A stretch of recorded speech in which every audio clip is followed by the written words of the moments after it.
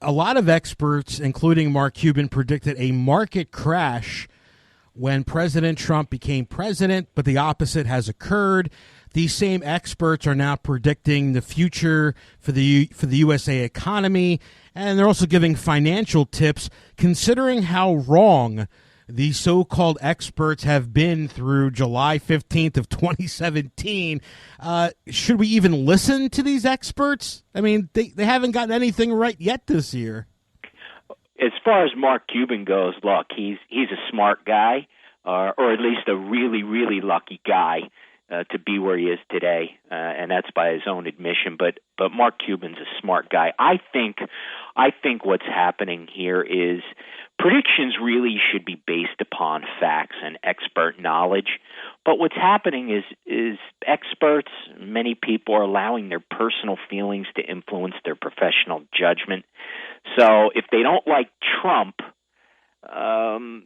they start to make predictions that will hurt Trump, perhaps trying to influence an outcome. And that's really not the right thing to do.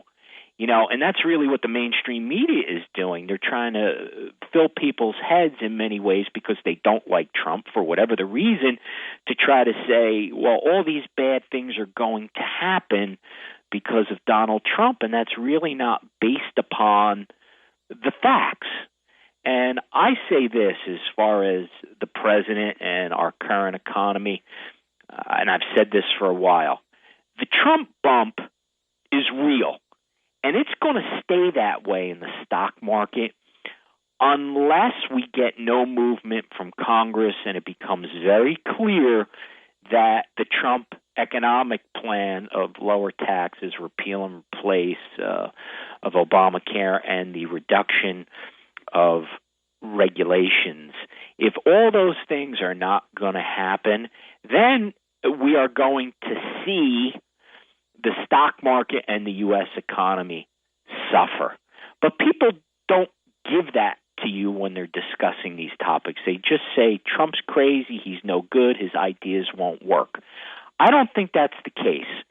I really believe that these things that are on the table right now in Congress, Obamacare, and ultimately tax reform right behind it, those are going to be critical to the U.S. economy. So if you want to call me an expert, here's what I'll tell you. I believe if those things pass through Congress, we are going to see the economy grow. And it's going to grow because I think that there will be optimism put back in, hey, maybe we can get things done in Washington and we can get some economic benefit as a country. If we end up in gridlock and there's a stalemate between the White House and Congress, then I think it's going to be really difficult to have true growth in the economy. I think I don't think that we're going to ultimately tank, but I think that we're going to see, again, just stagnant movement as far as businesses go. And let's see how it plays out, but that's how I see it. So far, you're right. Many of the experts have been off the mark, but I really believe that's because they're allowing emotion to affect their professional judgment.